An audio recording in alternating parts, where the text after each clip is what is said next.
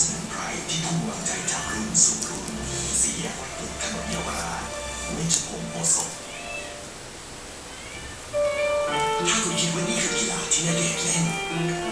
ดินเนอร์ที่ณเดชน์ปลื้มการเดินทางที่ณเดชน์โปรดเฮ้ยครับ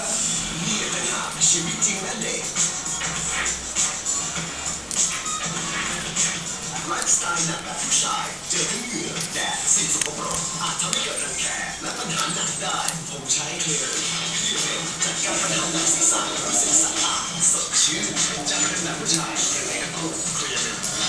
ผิวดูกระจ่างใสสำคัญสำหรับฉันคือคิดว่าแค่ดูกระจ่างใสขึ้นก็พอแล้วแต่ Illumination Essence EX ไม่เพียงให้ผิวดูกระจ่างใสแต่ยังช่วยผิวดูเปล่งประกายเจิดจรัส SK2 Illumination Essence EX เพื่อผิวดูเปล่งประกายเจิดจรัสมีติดปากใช่ไหมคะใช้ยาสีฟันอะไรเนี่ยฝึกหัวใจคอเกตเลยใช้ใหม่ที่มีแอคทีฟซอ